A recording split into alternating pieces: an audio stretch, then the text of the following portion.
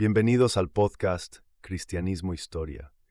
Hoy tenemos el último capítulo del segundo tomo del comentario de Romanos de Martyn Lloyd-Jones. Continuaremos con el tercero en el que ya estamos trabajando. Te agradecemos el apoyo que estás dando a este canal. Si algún episodio te resulta interesante, un like puede ayudar a otros a dar con él, por lo que si te has embarcado en escuchar el comentario al completo, dejar un like en aquellos capítulos que son especialmente relevantes pueden ayudar a otras personas que quizás vayan con la idea de escuchar algún capítulo en especial. No cabe duda que tu feedback será útil. Sin más, te dejamos con el capítulo de hoy. Deseamos que sea para tu gozo. Capítulo 16. No hay temor de Dios ante sus ojos.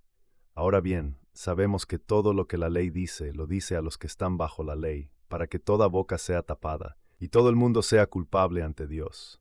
Lo tanto, por las obras de la ley ninguna persona será justificada ante él, porque por la ley es el conocimiento del pecado. Romanos 3, 18-20. Al llegar al final de nuestro estudio de esta sección del capítulo 3 de Romanos, debemos fijarnos en particular en las palabras, no hay temor de Dios ante sus ojos. Este versículo pertenece realmente a la sección que comenzó en el versículo 10, donde el apóstol empezó a darnos una serie de citas para probar su afirmación de que todo el mundo está bajo el pecado. Ese es su punto aquí también, porque quiere establecer y probar que el judío está bajo la ira de Dios tanto como el gentil. Y como hemos visto, ha estado elaborando un gran argumento desde el versículo 18 del primer capítulo. Ha elaborado los argumentos detallados y ahora está cerrando el asunto, presentando una serie de pruebas de las Escrituras. Era un método sabio y eficaz para utilizar con los judíos, que se jactaban de sus escrituras y de su conocimiento de ellas. Por eso el apóstol les dice que sus propias escrituras demuestran lo mismo que él está diciendo. Y así hemos seguido su argumento mirando esta lista de citas bíblicas, y las hemos dividido en tres grupos. El primer grupo, en el que describe el estado real y la condición de los hombres en pecado, lo encontramos en los versículos 10 y 12. Luego, en el segundo grupo, desde el versículo 13 hasta el 17, describe su conducta y comportamiento que resulta de ese estado de pecado. Finalmente, hay una tercera división de las citas, que consiste solo en este versículo 18. Y en este versículo el apóstol nos da la causa de todo, la verdadera explicación, tanto del estado del hombre en el pecado, como de las acciones de las que es culpable por estar en ese. Aquí entonces está su declaración. No hay temor de Dios ante sus ojos. Esto es quizás lo más común que la Biblia tiene que decir sobre el hombre en pecado. En realidad, el apóstol está citando el Salmo 36:1, que dice, «La transgresión del impío dice dentro de mi corazón, que no hay temor de Dios ante sus ojos». Es necesario que veamos brevemente este versículo, porque la gente suele encontrarlo extremadamente difícil de entender. Es en efecto una construcción bastante extraña, pero lo que quiere decir es esto. Su depravación revela a mi corazón que no hay temor de. Ahora bien, aunque se trata de una forma de hablar bastante extraña, en cierto sentido es muy eficaz. David dice, miro a esos malvados y veo su depravación, veo el tipo de cosas que hacen, y su misma forma de vivir, esa misma depravación me está hablando, y lo que me dice de ellos es que no hay temor de Dios ante sus ojos. Ese es realmente el significado, la exposición del Salmo 36:1. Está, por así decirlo, personalizando la depravación de los impíos. Dice que su depravación está hablando, está revelando algo, le está diciendo algo, y ese es el mensaje que le da. Así que el apóstol retoma esa cita y dice que esta es, en última instancia, la explicación de por qué el hombre es como es en el pecado, y por qué, como consecuencia, el mundo es como es. El verdadero problema de la humanidad es que no hay temor de Dios ante sus ojos. Esta es, sin duda, la gran afirmación que la Biblia hace en todas partes sobre el pecado y sobre el hombre en el pecado. A veces, cuando se trata de la verdadera base de la religión, lo pone al revés. Pregunta, ¿cuál es la primera y mayor característica de un hombre piadoso?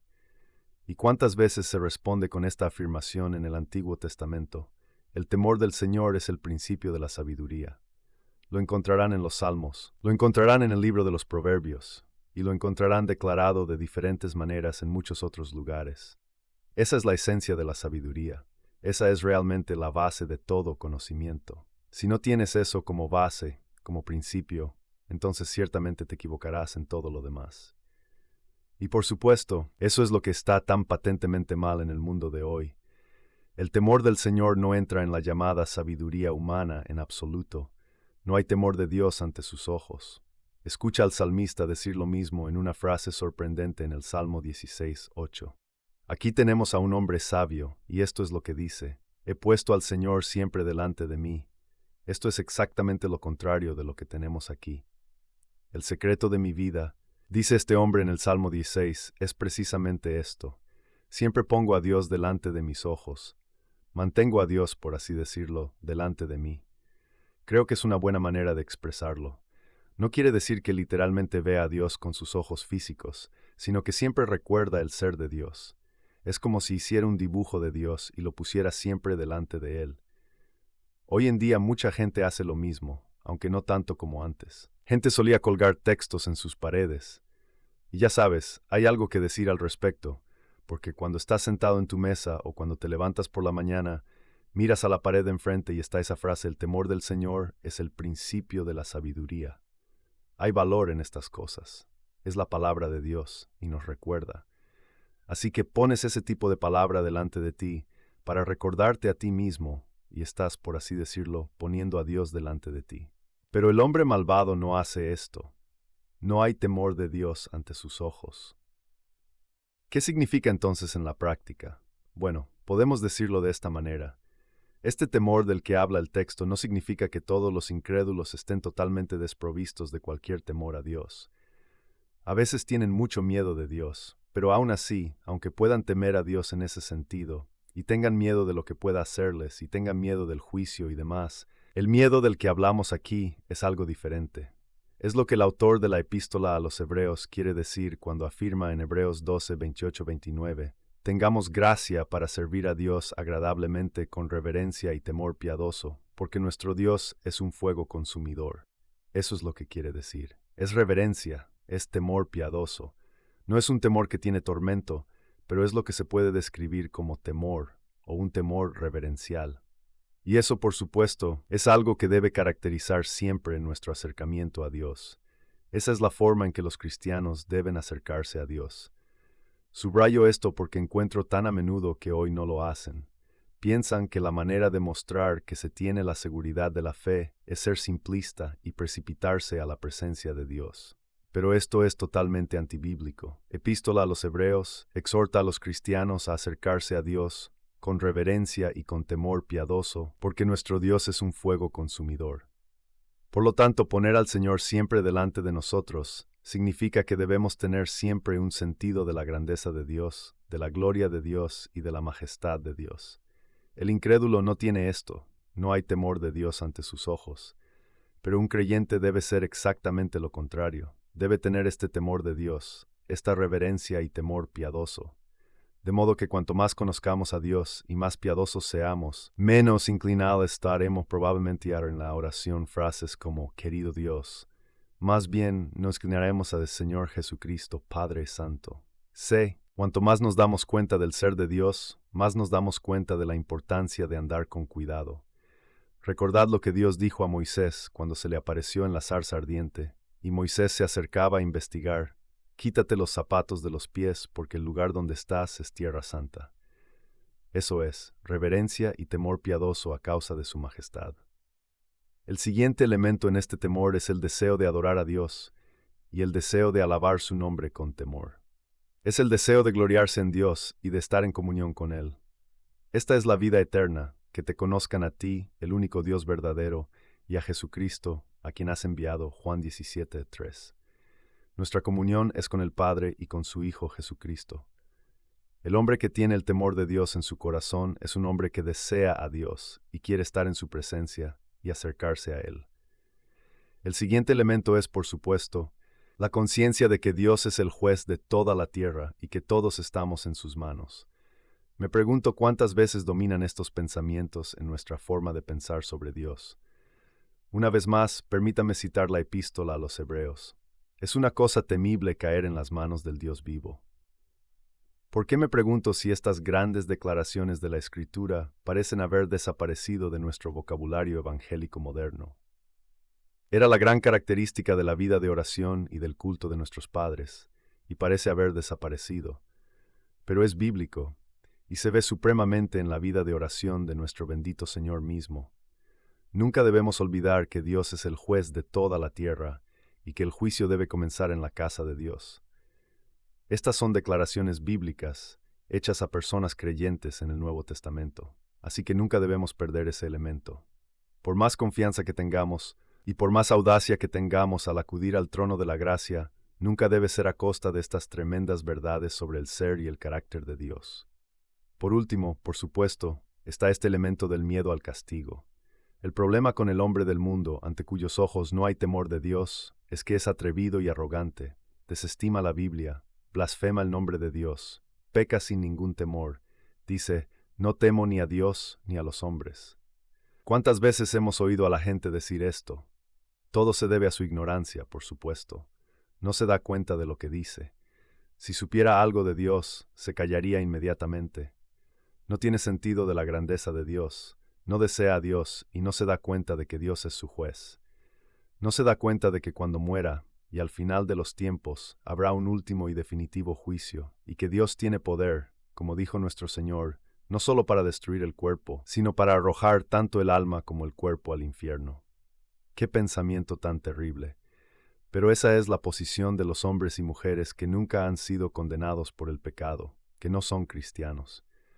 Y esa es la razón por la que sus corazones son como son, y por la que hacen las cosas que hacen. Es la causa de la guerra, es la causa de todas las cosas horribles que hemos visto al trabajar en esta lista. Es la causa de la lujuria y la pasión, y la anarquía-confusión en este país y en la vida de cualquier otro país en este momento. No hay temor de Dios ante sus ojos. Esa es la explicación última de todo esto. Así llegamos al final de nuestra consideración de esta gran cadena, esta gran lista de citas del Antiguo Testamento. Y eso nos lleva a considerar los versículos 19 y 20, que son independientes. Son dos versículos muy importantes porque en ellos el apóstol hace varias cosas. En primer lugar, resume lo que acaba de citar, hace una declaración sobre la base de su propia cita. Pero no son solo eso, son al mismo tiempo un resumen de todo el tema que comenzó en el capítulo 1, versículo 18. Y nunca debemos perder de vista eso, y nunca debemos perder de vista este hecho. El gran argumento de Pablo comienza en ese versículo y llega hasta el capítulo 3, versículo 20. Solo hay un tema en él, y es la ira de Dios, que está sobre toda impiedad e injusticia de los hombres que detienen la verdad con injusticia. Y el apóstol, permítanme recordarles, ha estado probando que es una declaración que puede ser demostrada y que es tan verdadera para los judíos como para los gentiles. Ahora bien, dice, os he dado todos mis argumentos, he elaborado mis pruebas, y esto es lo que digo. Ahora bien, sabemos, no hay necesidad de discutir sobre esto, que todo lo que la ley dice, lo dice a los que están bajo la ley, para que toda boca sea tapada, y todo el mundo sea culpable ante Dios. Tanto por las obras de la ley ninguna persona será justificada ante él, porque por la ley se conoce el pecado. Así que, permítanme enfatizar de nuevo, estos dos versículos son realmente de crucial importancia. Son esenciales para entender la poderosa doctrina que el apóstol va a comenzar a desplegar en el versículo 21. La doctrina central de la justificación solo por la fe y la gran doctrina de la expiación que se incluye en el párrafo. Si no entendemos el argumento de estos dos versículos, nunca lo entenderemos, y por eso debemos dedicarles tiempo. En primer lugar, el versículo 19. Ahora bien, sabemos que todo lo que la ley dice, lo dice a los que están bajo la ley. Realmente no hay gran dificultad en esto, aunque se ha discutido lo que significa el término ley. Si solo significa la ley de Moisés, o si significa el conjunto de las escrituras del Antiguo Testamento. Hay mucho que decir a favor de ambos puntos de vista. Personalmente, por el contexto, me inclino por los que dicen que significa todo el Antiguo Testamento. El apóstol, en el segundo versículo, dijo que una de las grandes ventajas de los judíos era que se les habían confiado los oráculos de Dios, con lo que estamos de acuerdo en que probablemente se refiere. En cualquier caso, en esta lista de citas que el apóstol nos ha estado dando, Hemos notado que toma sus citas del libro de los Salmos y de los profetas, no, estrictamente hablando de los 5 libros de Moisés, a los que tan a menudo se hace referencia como la ley. Así que, como ha estado citando de los Salmos y de los profetas, y luego dice inmediatamente la ley, seguramente se está refiriendo a lo mismo. Además, a veces en la Escritura se hace referencia a todo el Antiguo Testamento como la ley, porque en el Antiguo Testamento la ley, después de todo, es central. Se hace referencia a ella con mucha frecuencia. Los profetas tratan de ella y muestran su lugar y su importancia, y el fracaso de la nación a la luz de la ley, etc., decir para considerarlo como el conjunto del Antiguo Testamento. Pero al final, por supuesto, no importa mucho si se toma como referencia todo el Antiguo Testamento o simplemente la ley de Moisés. Lo que el apóstol está afirmando es que la ley habla particularmente a los que están bajo la ley. El Antiguo Testamento, por supuesto, se dirige principalmente a los judíos. A ellos les fue dado. Otros pueblos no lo tenían, por lo que no podía hablarles a ellos, pero fue dado a los judíos y por tanto les habla a los judíos. Así que tanto si la ley se refiere aquí al Antiguo Testamento en su conjunto, como si se trata solo de la ley de Moisés, el argumento es que ésta habla particularmente a aquellos a los que fue dada. Lo que está diciendo, por lo tanto, es que los mismos oráculos de Dios de los que los judíos se jactaban, prueban en sí mismos que los judíos están bajo la condenación y están tan bajo la ira de Dios como los gentiles. Eso es lo que quiere probar, recuerdan. El judío creía que aunque el gentil estaba bajo la ira de Dios, él mismo no lo estaba, porque era un miembro de la raza elegida. Ahora dice Pablo, en efecto, os he dado la lista de citas. Son de vuestra propia ley y de vuestros propios oráculos, y son las mismas cosas que prueban que estáis bajo condenación. Por lo tanto, estos mismos oráculos de los que estáis tan orgullosos son la misma palabra de Dios que demuestra que no tenéis nada en absoluto de lo que jactaros en materia de salvación. En otras palabras, lo que está diciendo es esto: os he demostrado que todos los judíos estáis destituidos de la gloria de Dios, por las Escrituras que todos sois pecadores, y si os he demostrado que sois pecadores, cuánto más los gentiles. Ese es el verdadero sentido del argumento en ese punto. ¿Por qué entonces ha hecho esto? ¿Por qué se ha esforzado tanto en demostrar que los judíos están bajo la ira de Dios exactamente igual que los gentiles? Pablo nos dice aquí que ha tenido 2 objetivos en mente, y afirma que ha hecho lo que se proponía. El primer objeto es que toda boca sea tapada. Se trata de una frase llamativa e importante. En efecto, el apóstol está diciendo, he pasado por toda esta discusión y he terminado dando estas citas para poner fin de una vez por todas a toda charla y disputa sobre el tema. Quiero silenciar todas las bocas. Quiero poner una mano sobre todas las bocas que están ansiosas de defenderse. Mi objetivo, dice, ha sido dejar al mundo entero sin palabras. Tal vez la mejor manera de verlo sea esta. El objetivo de todo este argumento y de estas citas bíblicas es silenciar al tipo de fariseo que nuestro Señor describió en Lucas 18, 9, 14, en su parábola del fariseo y el publicano que subieron al templo a orar. Permítanme recordarles la historia. El fariseo va al templo y se acerca al frente, por así decirlo, y comienza a hablar. Dios, te doy gracias. Y se deshace en elocuencia, describiéndose a sí mismo y diciéndole a Dios lo bueno que es, lo diferente que es de este publicano, lo diferente que es de otras personas, lo que hace y lo que no hace. Habla constantemente, es voluble y elocuente.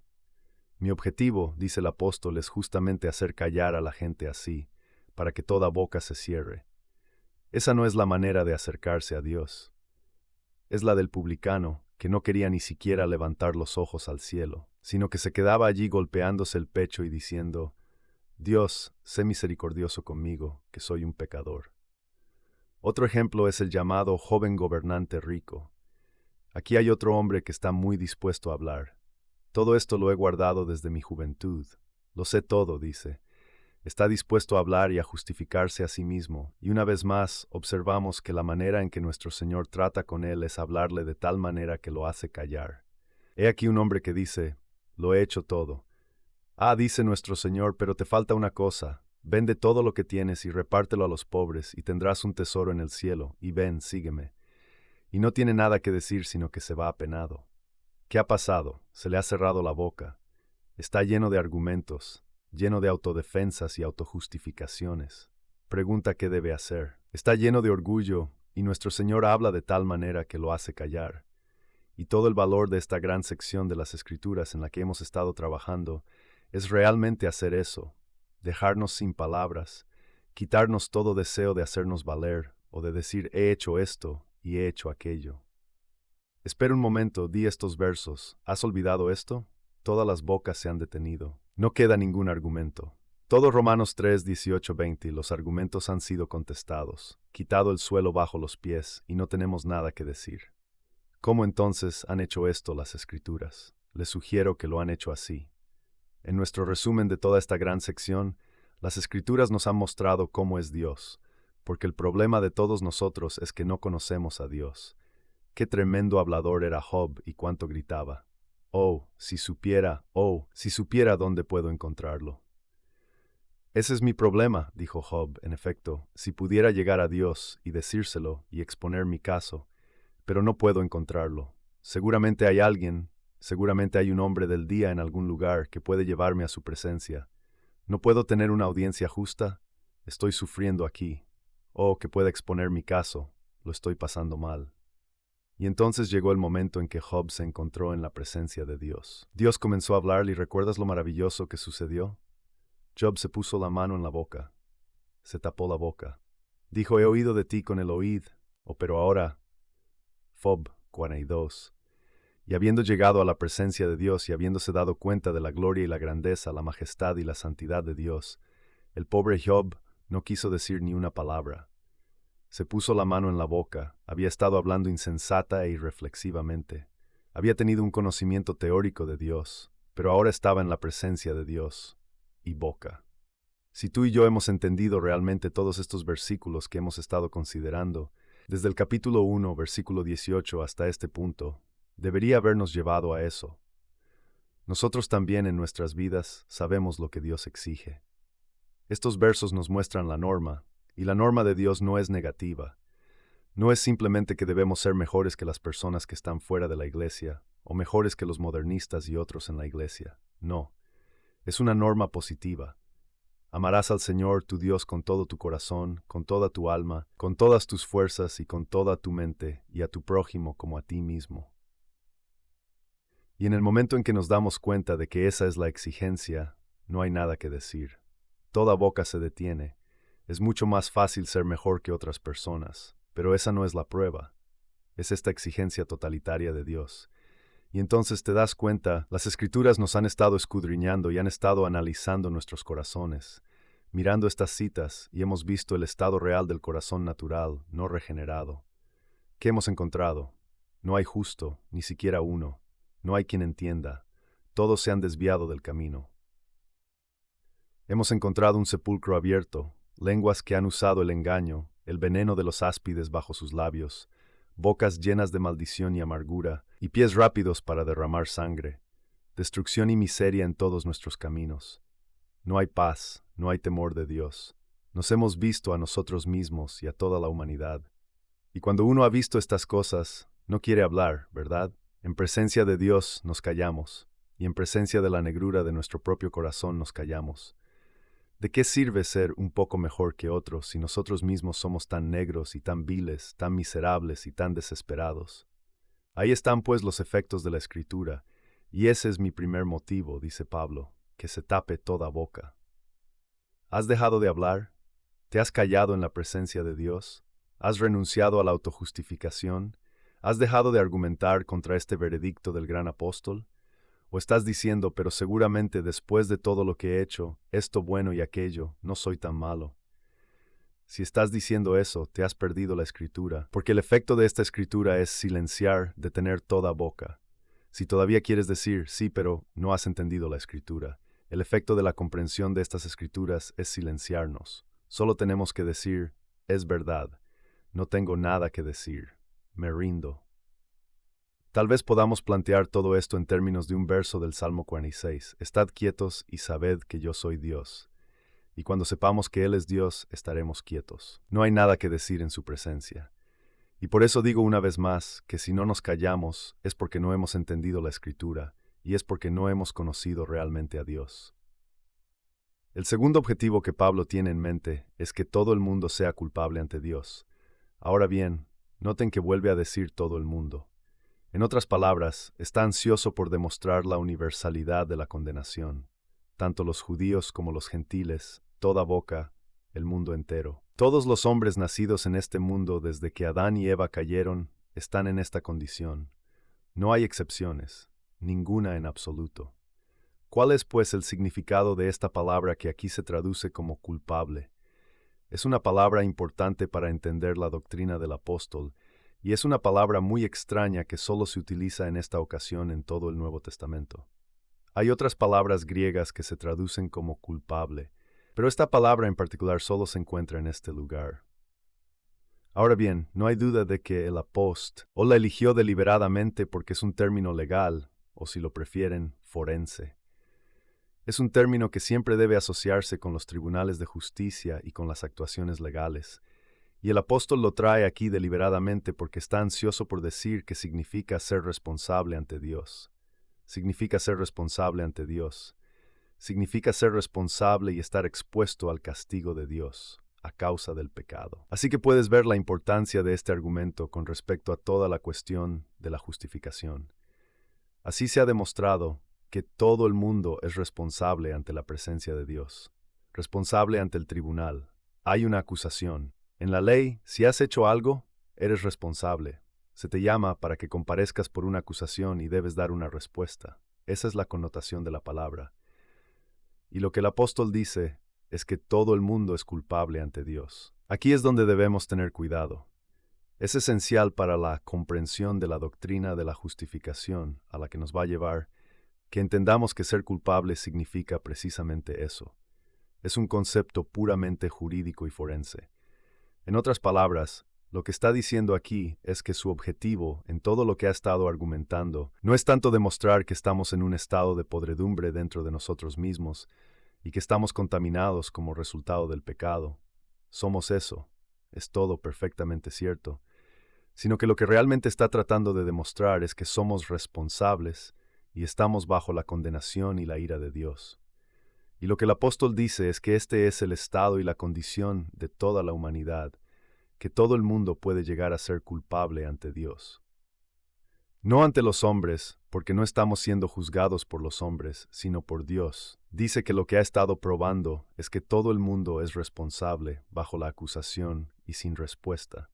Eso es lo que demuestra la ley. Debo enfatizar esto porque es esencial para entender esta doctrina de la justificación.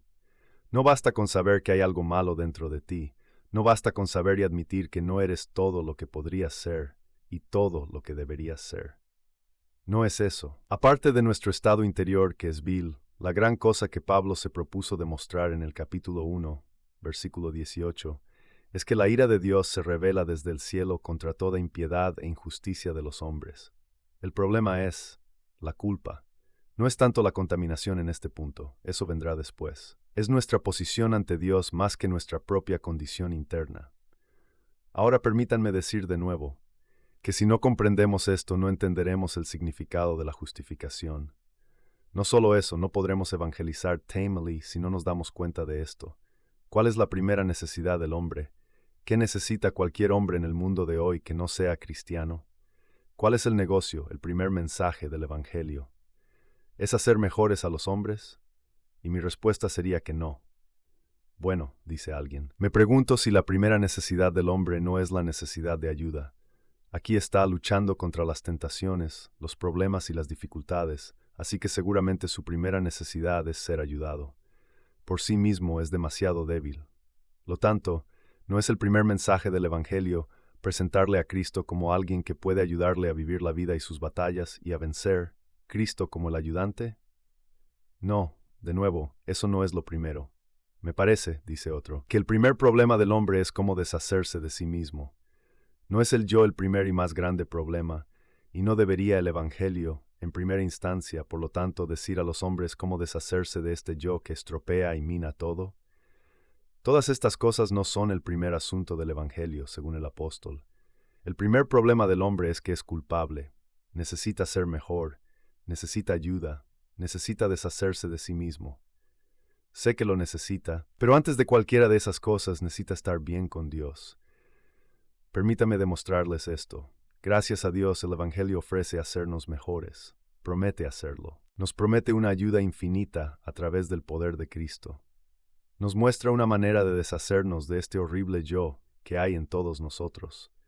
Sí, pero mis queridos amigos, todo eso se aplica al futuro. ¿Qué pasaría si murieras en un minuto más? No habría tiempo para que te mejoraras.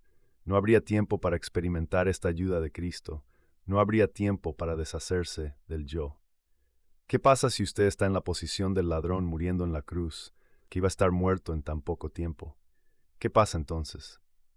Ya ves, debes empezar con tu relación con Dios. Ese es el primer problema del hombre y su primer problema. Es el hecho de que es un pecador culpable en la presencia de Dios. Es su culpa la que debe ser tratada primero. Es responsable, es un alma, y sale de esta vida a la siguiente. Está ante Dios, puede suceder en cualquier momento. Por lo tanto, eso debe ser lo primero. ¿Cómo entonces puedo estar bien con Dios? ¿Cómo puedo estar en su presencia? Ese es el primer problema. Entonces, ¿ves por qué el apóstol pone tanto énfasis en esto? Lo que he estado tratando de probar en todo este argumento y en todas las citas, dice Pablo, es que cuando estás ante Dios, eres silenciado. Te das cuenta de que eres culpable. Hay una demanda y no puedes responder a ella. No puedes hacer nada al respecto. Eres responsable y no sirve de nada decir que no conoces la ley, porque o tienes la ley dada a través de Moisés, o bien tienes este sentido moral en tu corazón y eres responsable. ¿Puedes responder? No puedes. En otras palabras, eres culpable, para que toda boca sea tapada y todo el mundo sea culpable ante Dios. Amigos míos, no lo olvidemos nunca. El primer problema es cómo escapar de la condenación, de modo que cuando habléis con una persona de gran moral, buena, filántropa, que parece no haber hecho nunca ningún daño a nadie y que siempre está haciendo el bien, pero que no cree en el Señor Jesucristo, lo que le digáis es esto: ¿hay este temor de Dios ante tus ojos? No hablas de su vida, sino de su situación, de su posición frente a Dios en el juicio. Y allí ellos, como todos los demás, son culpables, no pueden responder. Todos pecaron y están destituidos de la gloria de Dios. Todo el mundo es culpable ante Dios. Y lo primero que hace el Evangelio de Cristo es permitirnos escapar de la ira venidera. Por lo tanto, al entender estas poderosas doctrinas que hemos estado considerando juntos, acerquémonos humildemente ante Dios y admitamos que no sabemos qué decir en su santa presencia. Confesamos que todos hemos sido culpables de esta forma de hablar. Hemos sido como ese fariseo. Hemos tratado de defendernos y justificarnos. Agradezcámosle de nuevo que nos haya llevado al final de eso, y a ver que no podemos hacer nada, que somos culpables con todos los demás ante Él y a sus ojos, y que no tenemos ninguna respuesta que podamos dar en y por nosotros mismos. Agradezcamos a Dios, al presentarnos ante su santa presencia, que podamos decir de corazón sobre Cristo, la roca sólida: me mantengo, resto del terreno es arena que se hunde. Damos gracias a Dios por Él, que es nuestra única súplica y nuestra única respuesta. Por la sangre de Cristo, por la que nos reconcilió consigo cuando aún éramos pecadores, y le pedimos desde lo más profundo de nuestro corazón que reciba nuestra humilde alabanza.